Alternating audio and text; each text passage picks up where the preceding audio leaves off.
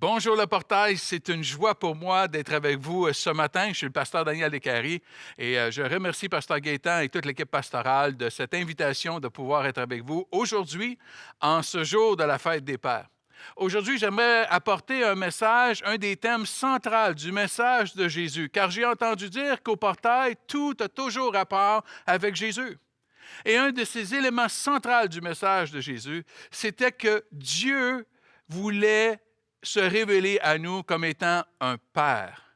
Et ce faisant, on ne peut pas séparer le message, cette idée que Dieu est un Père, du message de Jésus. Même plus, Jésus va dire à Philippe dans Jean 4, le verset 8 et 9, que si vous m'avez vu, vous avez vu le Père. Donc, si je veux avoir une compréhension à quoi ressemble Jésus, à quoi ressemble le Père, j'ai besoin de regarder à Jésus. Et Jésus est un exemple. Il me montre à quoi ressemble le Père. C'est lui-même qui est venu nous révéler, mais pas seulement pour nous faire connaître le Père, mais de rendre possible cette relation avec Dieu le Père par son sacrifice à la croix. Jésus n'est pas juste venu enseigner d'un concept, mais il est venu nous ouvrir le chemin pour que nous puissions être appelés enfants de Dieu. Et lorsque je regarde l'utilisation du mot Père, ce n'est pas une question de titre. C'est l'annonce d'une relation avec le Dieu créateur de tout l'univers. Et encore plus frappant, la parole de Dieu m'enseigne dans 1 Jean 3, verset 1, que c'est Dieu qui a pris l'initiative. Voyez quel amour le Père nous a témoigné pour que nous soyons appelés enfants de Dieu. Et nous le sommes. C'est le message central de Jésus, que Dieu est un Père pour nous. Et ce matin, j'aimerais aborder ce sujet de Dieu le Père et j'aimerais regarder 4 caractéristiques. Seulement 4, il y en a plusieurs autres, mais j'aimerais porter mon attention sur 4 éléments de son rôle de Père pour nous. Et ce faisant, alors que c'est la fête des pères, j'espère donner peut-être aussi un enseignement, une exhortation pour tous les papas qui vont nous écouter. Parfois, on veut être des bons papas, mais le comment, à quoi ça ressemble? 4 éléments qu'on voit en Dieu le Père. Tout d'abord, que c'est un Père qui est présent, c'est un Père qui pourvoit, c'est un Père qui protège et c'est un Père qui pardonne. Le premier élément que nous découvrons, c'est que c'est un Père qui est présent. Pour plusieurs, la première pensée qui vient quand on pense à un Père, ce n'est pas l'idée de présence, mais c'est beaucoup plus l'idée d'absence. Trop souvent, l'image d'un père est celle d'un père qui est lointain, qui est distant. Pour certains, ça a peut-être été le fait que ton père a complètement abandonné la famille. Des fois, on voit des pères qui abandonnent leur famille, qui abandonnent leurs enfants, leurs conjointes. Peut-être que c'était des pères qui étaient distants, qui étaient loin à cause du travail.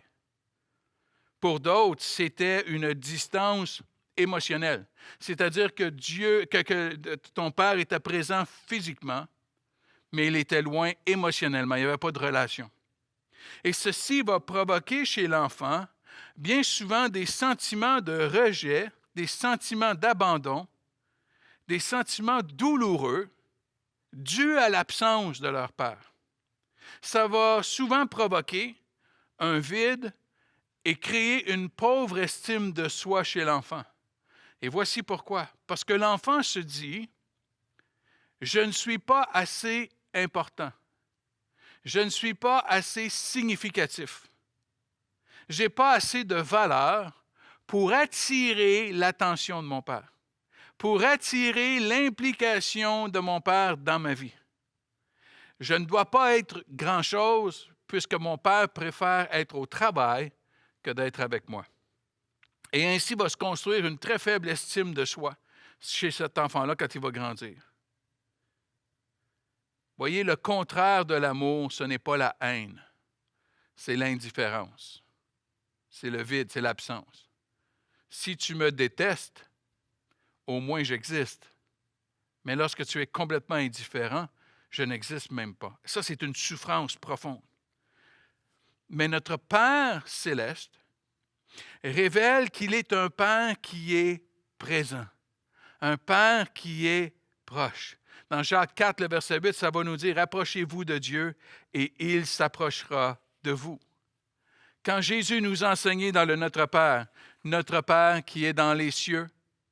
Tu vois, à l'époque, dans la culture, à l'époque, il y avait une croyance, il y avait un mythe, qu'il y avait 7 niveaux de ciel. Alors, on connaît l'expression le septième ciel. On connaît le passage où l'apôtre Paul semble décrire un homme et que bon nombre pense qu'il parle de lui-même, d'une expérience qu'il a vécue, qui a été élevé au 3e ciel. Mais dans cette pensée-là, le premier ciel, c'est celui ici-bas sur la terre. Quand Jésus dit notre Père qui est dans les cieux, Jésus saisit cette mentalité-là, cette croyance-là, pour dire notre Père, il est dans tous les niveaux de tous les cieux. Il est ici, bas, il est présent. Les psaumes débordent de cette vérité. Les psaumes débordent de cette réalité que mon Père céleste, le Dieu Tout-Puissant, est proche. Il est présent pour nous, présent de nous. Mais aussi présent au sens du maintenant. Ce n'est pas simplement une présence. Mais j'aime le fait de l'idée que c'est présent, pour le maintenant.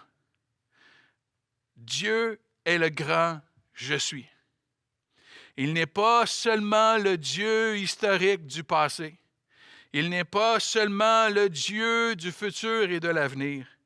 Il est le Dieu du maintenant, du présent, du maintenant.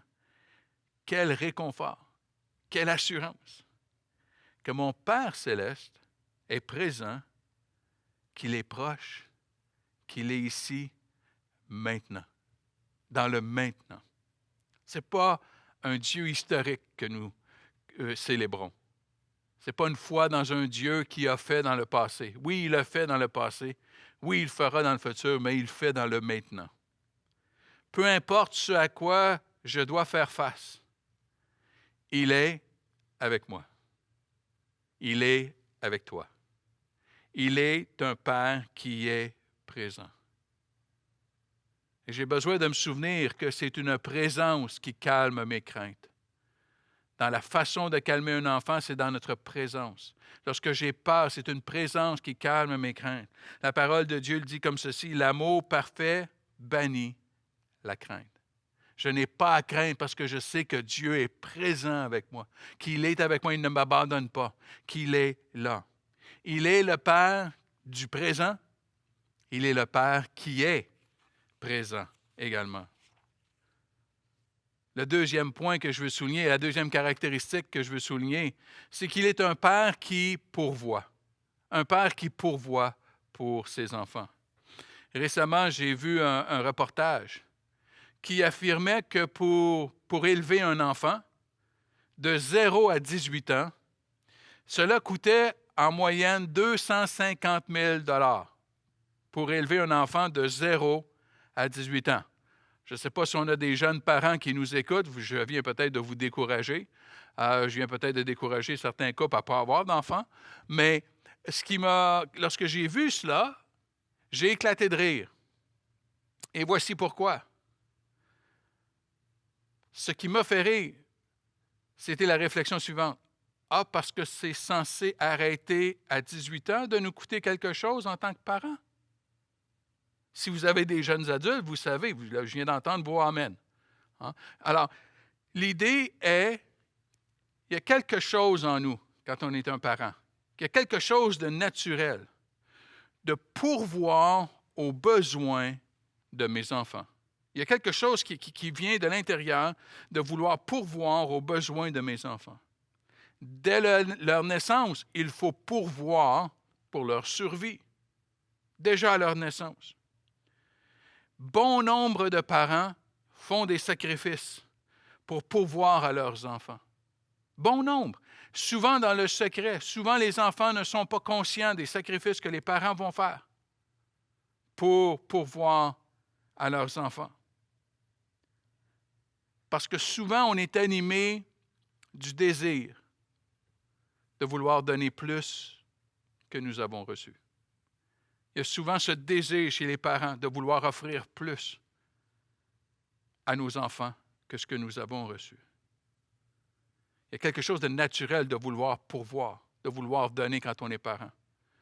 Et j'aimerais vous dire que depuis les dernières 4 ans et demi, j'ai découvert qu'il y avait pire que cela, c'est quand on devient grand-parent. Et lorsqu'on devient grand-parent, il y a un désir de vouloir donner qui dépasse toute compréhension. Je dois vous confesser que ma carte de crédit est beaucoup plus mince depuis l'arrivée de mes petits-fils.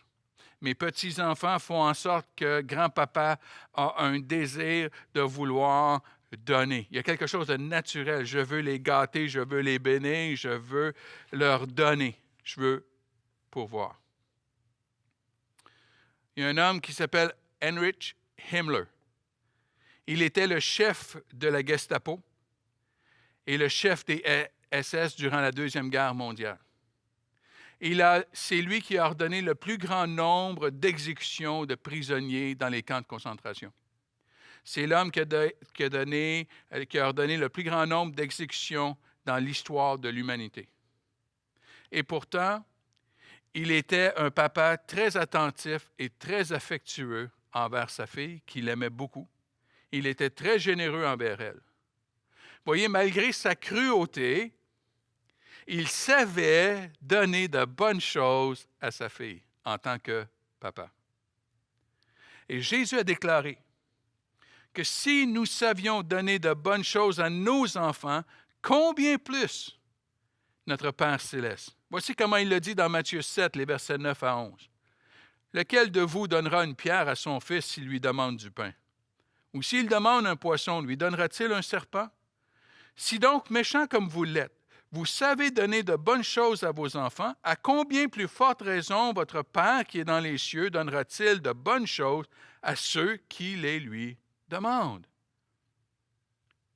Si ton enfant te demande quelque chose et que tu vas lui donner quelque chose de bon, à combien plus forte raison est-ce que notre Père céleste va nous donner, va pourvoir pour nous?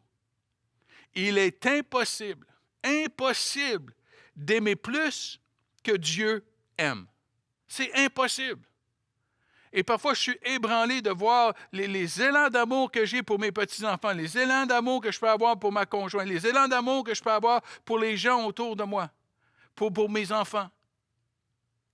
Et de me souvenir, mais je ne peux pas aimer plus que Dieu m'aime. Si nous savons donner de bonnes choses à nos enfants, combien plus notre Père céleste sait nous donner de bonnes choses. Et notre Père céleste promet de pourvoir à nos besoins. C'est ce qu'il a dit dans ce que Jésus nous a enseigné dans la prière du Notre Père. Donne-nous aujourd'hui notre pain quotidien. Pourvois à mes besoins. Dans Matthieu 6, Jésus va continuer en disant, ne vous inquiétez donc point, ne dites pas, que mangerons-nous, que boirons-nous, de quoi serons-nous vêtus? Car toutes ces choses, ce sont les païens qui les recherchent. Votre Père céleste sait que vous en avez besoin. Cherchez premièrement le royaume et la justice de Dieu, et toutes ces choses vous seront données par-dessus. Ne vous inquiétez donc pas du lendemain, car le lendemain aura soin de lui-même. À chaque jour suffit sa peine. Trouve une paix ce matin, à savoir que Dieu connaît tes besoins et qu'il va pourvoir à tes besoins, parce que c'est un Père qui veut pourvoir. Mais non seulement à nos besoins qui peuvent être des fois plus matériaux, mais à nos besoins émotionnels, à nos besoins spirituels. Dans Luc chapitre 12, il est écrit ceci, « N'aie pas peur, petit troupeau, votre Père a choisi de vous donner le royaume. » Notre Père a choisi de nous donner son royaume. Il veut pourvoir. Éphésiens 1, 3 dit, « Béni soit Dieu, le Père de notre Seigneur Jésus-Christ, qui nous a bénis de toutes sortes de bénédictions spirituelles dans les lieux célestes en Christ. » De toutes sortes de bénédictions. Tu vois l'abondance, tu vois la générosité de Dieu qui veut pourvoir à nos besoins. Lorsque Dieu nous invite à quelque chose, lorsque Dieu nous invite, nous donne une vision pour quelque chose, sois assuré que s'il te donne une vision, il va te donner les provisions. Parce qu'il veut pourvoir à nos besoins. Remarque le mot-clé, besoin, pas désir. Parfois, on peut avoir toutes sortes de désirs, c'est correct. Mais la promesse, c'est de prendre soin de nos besoins. De nos besoins. Je peux trouver cette paix parce que mon Père céleste va pourvoir à tous mes besoins. Il est l'Éternel qui pourvoit. Comme un bon Père, il pourvoit à tous nos besoins, incluant mes besoins spirituels, incluant mes besoins émotionnels. Parce que Dieu sait de quoi je suis fait, et c'est lui qui m'a créé, et il sait que j'ai des besoins émotionnels également. Parfois, les gens ont l'impression que la spiritualité et les émotions, c'est des choses contraires l'un à l'autre. Au contraire, quand je regarde Jésus, je vois quelqu'un qui a une grande spiritualité, évidemment, mais je vois plein d'émotions aussi. On a été créé corps, âme et esprit. Voilà l'être humain. Dieu veut prendre soin de mes besoins, mais mes besoins émotionnels aussi, mes besoins spirituels. Troisièmement, il est un Père qui non seulement pourvoit, mais un Père qui protège. Un des signes d'amour d'un père pour ses enfants, c'est l'attention proactive qui est démontrée envers les besoins de l'enfant, qui prend le devant. L'attention protectrice qui est démontrée envers ses enfants, autant physiquement qu'émotionnellement que spirituellement. Un enfant est censé se sentir en sécurité, protégé dans la présence de son père. Lorsque son père est là, un enfant est censé se dire « ça va aller, on est en sécurité, papa est là, papa va nous protéger. Les bras de papa vont me protéger. » Voilà ce qu'on est censé sentir.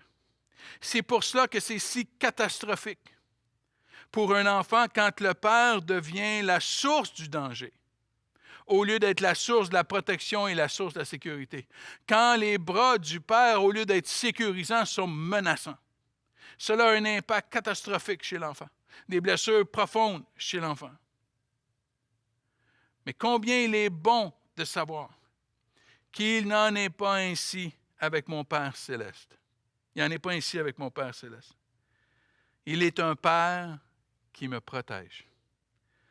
Dans le psaume, le psalmiste a écrit au chapitre 46, le verset 2, « Dieu est pour nous un refuge et un appui, un secours qui ne manque jamais dans la détresse. » Puis un peu plus loin, dans le psaume 91, il est écrit, « Celui qui demeure sous l'abri du Très-Haut repose à l'ombre du Tout-Puissant. Et je dis à l'Éternel, mon refuge et ma forteresse, mon Dieu en qui je me confie. » Tu vois la protection de Dieu. De trouver dans mon Père céleste une protection, un sentiment de sécurité et d'être sécurisé, que mon Père céleste est là pour me protéger. Il est une source de protection.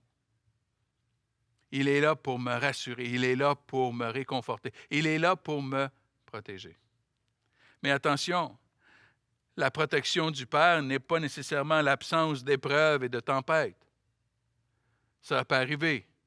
De la même façon que bien qu'on veut protéger nos enfants de bien des choses parfois, il peut arriver qu'ils vont faire quelque chose qui vont se faire mal. C'est la réalité de la volonté libre de choix. Mais comme bon papa, on vient pour protéger nos enfants. Notre Père céleste vient aussi pour nous protéger. Et il va nous rassurer en nous disant qu'il va être avec nous.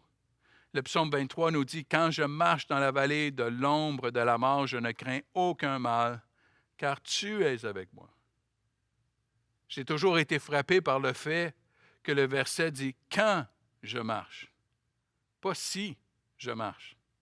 Quand? La vie ici-bas est faite d'épreuves dues à l'état de la nature humaine. Mais Dieu promet d'être présent avec moi. Dieu promet d'être présent avec moi, qu'il n'y a rien qui va m'atteindre, parce que Dieu va être là avec moi. Au milieu de la tempête, au milieu de l'épreuve, je peux trouver une paix qui surpasse toute intelligence, parce que je sais que mon âme, ma vie est entre ses mains. Voici comment le prophète Isaïe l'avait écrit, en Isaïe 41. « Ne crains rien, car je suis avec toi. Ne promène pas des regards inquiets, car je suis ton Dieu. Je te fortifie, je viens à ton secours, je te soutiens de ma droite triomphante. » Juste ce verset pourrait m'enligner dans un autre message. Il y a tellement de points forts dans ce verset. Mais juste de réaliser, ne crains pas. Dieu est avec toi. Dieu est avec toi. Promène pas des regards inquiets. Il est ton Dieu. Il va te fortifier. Il va venir à ton secours. Tu vois, il y a des fois des situations qui sont humainement impossibles et j'ai besoin de l'aide de Dieu pour venir me fortifier, pour venir me secourir. Et c'est ce qu'il m'offre. Il m'offre, il me tend sa main pour que je puisse lui tenir la main et être protégé et être sécurisé. Il est un Père qui protège. Mais en dernier lieu, il est un Père qui pardonne. Le pardon, la grâce, c'est le fruit de l'amour inconditionnel de Dieu. Parfois, les gens vont me dire, oui, mais c'est injuste la grâce de Dieu. C'est vrai. Que quelqu'un peut avoir fait mal et il va être pardonné, c'est pas juste. C'est vrai. Parce que la grâce n'est pas le fruit de la justice de Dieu. La grâce est le fruit de l'amour de Dieu. Le pardon est le fruit de l'amour inconditionnel de Dieu pour nous. Malheureusement, bien des gens ont grandi dans une atmosphère d'un amour conditionnel, où tout dépendamment du comportement, tout dépendait des notes à l'école. Est-ce que les résultats scolaires étaient suffisants? Sinon, c'était la désapprobation. La perte de l'amour était retirée parce que ça dépendait, c'était conditionnel à ta performance. Est-ce que tu avais bien fait les choses? Est-ce que tu avais bien obéi? Sinon, c'était le retrait de l'amour. L'amour était donc donné si elle était méritée. Sinon, elle était retirée. Et souvent, cela va créer des sentiments de peur et d'insécurité. De peur et d'insécurité. Des gens qui viennent me voir parfois à mon cabinet en thérapie et qui sont remplis d'angoisse, remplis d'anxiété, qu'ils ont terriblement peur de faire face à un échec, alors que souvent l'échec peut être une excellente école pour apprendre. Mais envahis d'une peur. Et lorsqu'on fouille un peu, on découvre une enfance basée sur un amour qui était conditionnel avec des conséquences horribles et terribles. S'il y avait une désobéissance ou il y avait un échec. Et c'est comme si la personne a internalisé ce message de danger à tout échec. Ça va créer la peur, l'insécurité. Ça va créer de la frustration aussi. La frustration et la pauvre estime de soi. Je n'ai pas de valeur. Je n'ai pas une bonne estime. Regarde le rejet que j'ai vécu. Et ça, même si les autres vont nous dire le contraire. À nos propres yeux, on a l'impression parce que c'est le message qu'on a eu. Des gens parfois qui vont me dire, lorsque je revenais avec mon bulletin scolaire et que j'avais, par exemple, une note de 95 %, mon père me disait, « Ah, il manque quand même 5 %. Toujours être rappelé. Et là, c'était le sentiment de rejet, le sentiment de ne pas être bon. Mon Père céleste, lui, me pardonne. Et en tant que parents, nous sommes appelés à pardonner nos enfants. Nos enfants ne sont pas parfaits. Vous savez pourquoi nos enfants ne sont pas parfaits? Parce que leurs parents ne sont pas parfaits non plus. Eux non plus ne sont pas parfaits. Ce sont des humains et ils sont notre descendance. Ils ne seront pas parfaits eux non plus. Et j'ai besoin d'apprendre à pardonner à mes enfants. Parfois, juste de reconnaître simplement l'âge qu'ils ont. Il y a quelque temps de cela, alors que c'était la pré-pandémie, on avait un jeune couple à la maison qui était venu pour un repas. Et leur garçon, à ce moment-là, avait 2 ans et demi. Et ils sont dans le ministère, et là, on est dans une conversation. Vous savez, des fois, quand on prend une conversation, et là, on est passionné, la conversation, les 4 adultes, là, on parle, et puis bon. Et tout à coup, on s'arrête, et je vois la maman qui s'arrête, et qui commence à regarder, parce que c'est le silence. On n'entend pas le petit. Et vous savez comme moi que s'il y a un petit garçon de 2 ans et demi dans la pièce et vous ne l'entendez pas, c'est très, très, très dangereux. il y a quelque chose qui prend place. Et tout à coup, j'ai entendu une déchirure. Et j'ai regardé, et le petit était à côté de moi. Je ne l'avais pas remarqué il était tout près de moi. Et dans ma porte patio à ce moment-là, dans le moustiquaire, il y avait une légère petite fente qui avait été faite. Légère. Et le petit, pendant un bon moment, tout le moment du silence, ce qu'il faisait, c'est qu'il avait sa balle et il poussait sur sa balle. Jusqu'à un moment donné, il a poussé suffisamment et là, on a entendu et il a passé sa balle à travers mon moustiquaire. Pour lui, c'était une réussite. Pour lui, c'était un accomplissement. Il avait réussi à passer sa balle de l'autre côté. Et là, j'ai vu les parents qui étaient Ah! Je dis non, mais ça va aller. Il y a 2 ans et demi. J'ai dit au papa, tu ne me fais pas la même chose, par exemple. Toi, tu n'as pas 2 ans. Ah, ben non, c'est un enfant. J'ai juste besoin de me souvenir de son âge. Aujourd'hui même, j'ai quelqu'un qui m'a partagé. Son fils de 10 ans a brisé le pare-brise de la voiture. Et il se sentait vraiment coupable. Il est allé sur Internet. Alors, je ne sais pas comment il a fait. Il a trouvé une note de responsabilité et d'engagement de remboursement.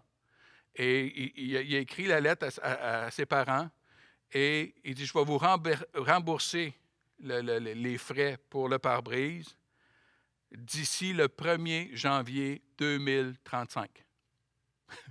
Il s'est donné un peu d'espace. Hein? Mais je trouvais ça justement... Et là, les parents rigolaient, ils trouvaient ça drôle. Ils disaient, c'est un accident. C'est pas voulu, c'est un accident, c'est un enfant. On est appelé à pardonner nos enfants pour leurs gestes, pour leurs accidents.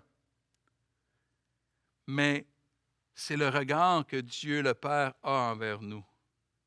Un regard de pardon lorsqu'on va échouer, lorsqu'on va avoir un échec. Ça nous dit dans le psaume 103, « Comme un père a compassion de ses enfants, l'Éternel a compassion de ceux qui le craignent, car il sait de quoi nous sommes formés. » En d'autres mots, il se souvient de notre âge. Il se souvient que nous sommes poussière. Dieu sait de quoi nous sommes faits. Et il nous connaît. Trop souvent, je rencontre des croyants qui sont remplis d'une anxiété, dans un désir, dans un bon désir. Le désir est pur, la motivation, elle est bonne. Mais ils ont l'impression que de marcher pour Dieu, marcher dans la voie de Dieu, là, c'est de marcher sur un fil de fer. Et si je fais un pas de travers, c'est la fin, c'est la mort, c'est la chute, c'est la catastrophe. J'aimerais vous suggérer que la volonté de Dieu, c'est un chemin. Oui, étroit, mais c'est un chemin. Que si je fais un pas à l'écart, oui, je peux ralentir mon avancement, je peux ralentir mon chemin, mais ce n'est pas la catastrophe, parce que j'ai un Père qui me pardonne. Car Dieu prouve son amour. En ce que lorsque nous étions encore pécheurs, Christ est mort pour nous. À plus forte raison maintenant que nous sommes ses enfants. Est-ce qu'il va nous pardonner? Dans le Notre Père, encore une fois, Jésus nous a dit de demander à Dieu, Père, pardonne-nous nos offenses, comme nous pardonnons à ceux qui nous ont offensés. Pardonne-nous, pardonne-nous. Notre Père céleste est un Dieu de grâce qui nous pardonne de nos péchés. Non pas parce qu'il a banalisé le péché. Il ne l'a pas banalisé, mais parce qu'il a payé la dette en entier par le sacrifice de Jésus à la croix. Il est un Père d'un amour inconditionnel qui nous offre son pardon. Qui nous offre son pardon. Lorsque Jésus est venu sur cette terre, il est venu nous révéler que l'Éternel, le Dieu Tout-Puissant, le Dieu créateur de tout l'univers, le grand je suis, l'omniprésent, l'omnipuissant, le Dieu de l'éternité, était également un Père pour nous. Et c'est à l'initiative de Dieu qui a voulu et qui a rendu possible que nous ayons cette relation intime avec lui, comme avec un Père. C'est son initiative. N'est-ce pas merveilleux de voir que Dieu désire nous adopter et faire de nous ses enfants? Ce n'est pas notre initiative, c'est la sienne. Dans Romains 8, les versets 15 et 16, il est écrit ceci. « Et vous n'avez point reçu un esprit de servitude pour être encore dans la crainte, mais vous avez reçu un esprit d'adoption par lequel nous crions « Abba, Père ». L'Esprit lui-même rend témoignage à notre esprit que nous sommes enfants de Dieu. Dieu a pris l'initiative. Dieu a pris l'initiative. Il s'est révélé à nous pour être un père pour nous, que nous ne soyons pas orphelins, que nous ne soyons pas seuls, que nous ne soyons pas abandonnés. Un père qui est présent, un père qui pourvoit, un père qui protège, un père qui pardonne. Tu peux entrer dans cette relation ce matin par l'œuvre de Jésus à la croix. Tu peux entrer dans cette relation de découvrir que Dieu est un père pour toi. Et c'est son initiative, c'est ce qu'il désire. Il désire être en relation avec toi. Et parfois, j'entends les gens dire, oui, mais si tu voyais ma vie, si tu voyais ma vie, le désastre de ma vie, les choses horribles que je fais. Jésus a tout vu. Dieu le Père a tout vu. Mais il t'aime quand même. Il t'aime au-delà de ces choses-là. Il veut t'offrir son pardon. Il veut t'offrir cette relation-là d'être ton Père. Si tu ne l'as jamais reçu, si tu ne l'as pas vécu dans ton enfance. Parfois, il peut y avoir un sentiment profond de solitude, l'impression d'être orphelin, de ne pas avoir eu cette sécurité, cette protection, quelqu'un qui pourvoyait pour toi, juste cette présence. Dieu t'offre ces éléments-là ce matin. Dieu t'offre d'être un père pour toi. Et tu peux entrer dans cette relation-là. Mais ce matin, j'aimerais parler à celui ou celle qui a connu, et peut-être tu es loin ce matin. Peut-être que tu es loin du chemin de Dieu et tu as l'impression que c'était comme un fil de fer. Tu as mis le pied à côté et tu as l'impression que c'est la catastrophe. Le Père t'appelle ce matin. Tu te dit, reviens à moi. Reviens à moi. J'ai tout vu. J'ai tout vu. Mais mon pardon est plus grand que toutes tes actions, que toutes tes erreurs, que toutes tes fautes. Reviens. Reviens à moi. Et reçois d'être fortifié, d'être secouru, de ne pas tenter de vivre la vie chrétienne seul, mais d'avoir son aide pour vivre cette vie-là et d'entrer dans cette relation-là. Si tu es papa ce matin, je t'invite à prendre exemple de notre Père céleste, d'être présent. Sois présent avec ta famille. Sois présent avec tes enfants.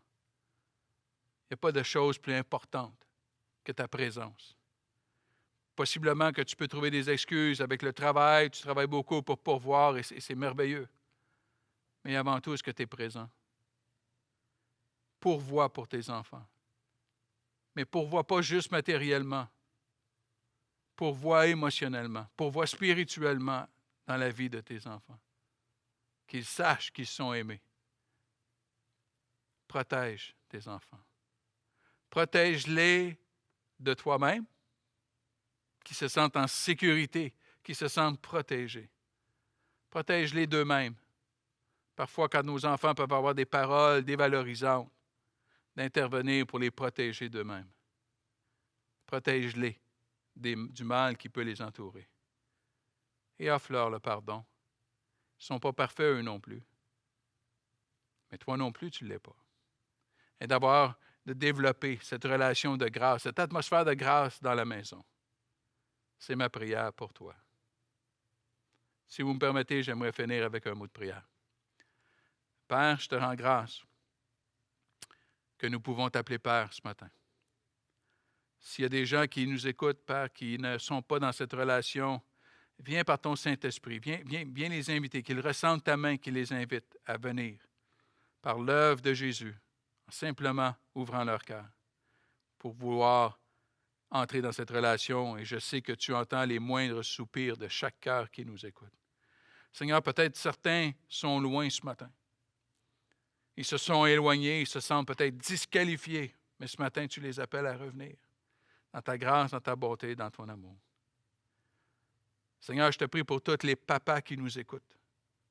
Je te prie que tu viennes leur donner cette force pour être les papas que tu les appelles à être, la mission que tu leur as confiée. Mais surtout, Seigneur, pour chacun de nous, là où nous sommes, la personne qui est seule, la personne qui est dans une tempête, la personne qui est dans une difficulté, la personne qui essaie de se relever d'une enfance qui a été difficile.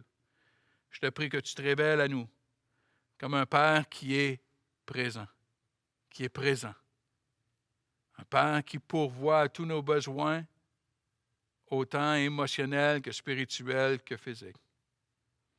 Un Père qui nous protège, que nous puissions sentir la sécurité, la paix qui surpasse toute intelligence, que mon Père céleste est là et il me protège. Et surtout, Père, qu'on puisse ressentir l'assurance de ton pardon et de ta grâce. Seigneur, en cette fête des Pères, ô Dieu céleste, on pense à toi comme étant notre Père en cette fête des Pères. Bénis tous et chacun, je te prie, en ton nom, Jésus. Amen et Amen. Que le Seigneur vous bénisse richement.